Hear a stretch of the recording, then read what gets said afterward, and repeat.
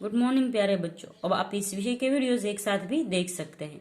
इसके लिए वीडियो के नीचे मेरी चैनल का नाम है, तो चैनल में जाके प्लेलिस्ट में जाएंगे तो इस विषय के वीडियोस एक साथ देख सकेंगे। तो बच्चों, पिछले वीडियो में हमने सीखा था हिंदी कक्षा 9 का काव्य नंबर 7। आज के वीडियो में हम इस काव्य का स्वाध्याय सीखेंगे।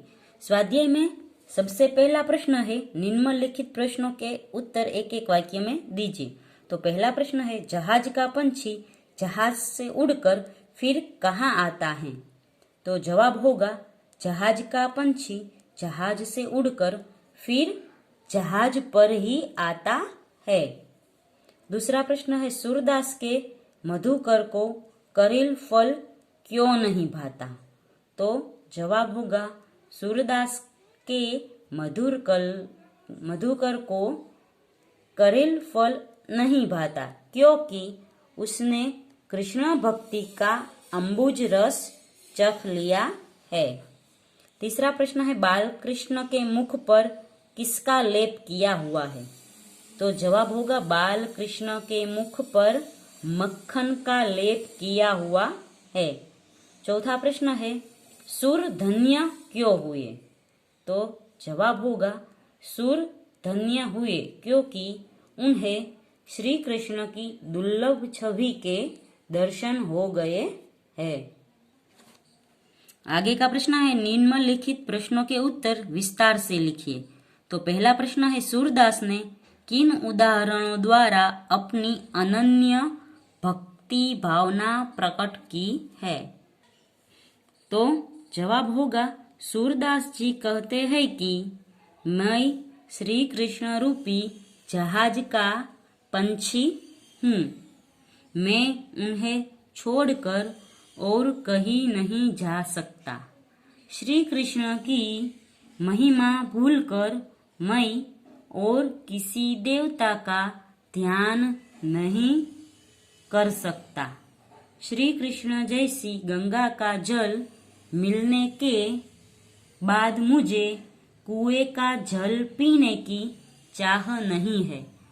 मेरा मन मधुकर श्री कृष्ण की भक्ति का अम्बुज रस चखने के बाद अन्य किसी रस की इच्छा नहीं रखता है। मेरे प्रभु तो कामधेनु के समान है। उनको छोड़कर मैं बकरी का दूध दोहने क्यों जाऊं? इस प्रकार सूरदास जी ने विभिन्न उदाहरणों द्वारा अपनी भक्ति भावना प्रकट की है। दूसरा प्रश्न है, बालक कृष्ण के स्वरूप का वर्णन कीजिए। तो जवाब होगा, बालक श्री कृष्ण की मूर्ति बड़ी मनोहर है। वे अपने हाथों में मक्खन लिए घुटनों के बल चल रहे हैं। उनके मुंह में मक्खन लगा हुआ है। उनके गाल सुंदर और आंखें चंचल है। उनके माथे पर गोरोचन का तिलक लगा हुआ है। उनकी लटें मदमस्त भौरों जैसी सुंदर लग रही है। वे अपने गले में कठुला की माला पहने हुए है। इस प्रकार श्री कृष्ण की छवि अत्यंत मनमोहक है। तीसरा प्रश्न है, सूरदास अपने आप को क्यों धन्य मानते हैं? तो जवाब होगा, सूरदास श्री कृष्ण के अनन्य भक्त है। वे कृष्ण के अतिरिक्त अन्य किसी का ध्यान नहीं करते। श्री कृष्ण की मनमोहक छवि सदा उनकी आँखों में बसी रहती है। यह छवि उन्हें अनुपम सुख प्रदान करती है। वे श्री कृष्ण की इस छवि को दुर्लभ मानते हैं। उन्हें अपने प्रभु की इस अनोखी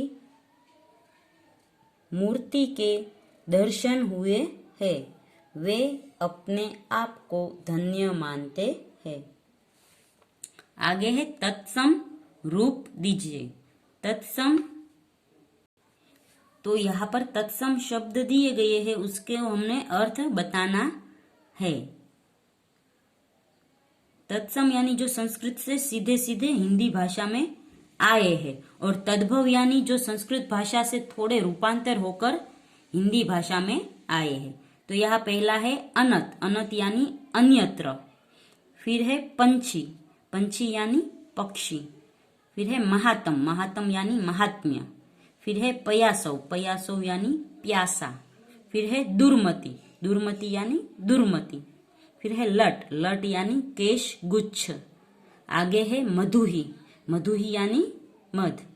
फिर है केहरी, केहरी यानी केसरी। फिर है समानार्थी शब्द लिखे। तो समानार्थी शब्द हमें इसके देने हैं। तो पक्षी का होगा खग, अंबुज का जलज। फिर है कूप का कुआ, मधुकर का भ्रमर, धेनु का गाय, छेरी का बकरी, नवनीत का मक्खन, लोचन का नयन, कंठ का गला, और नख का समानार्थी शब्द होगा नाखून।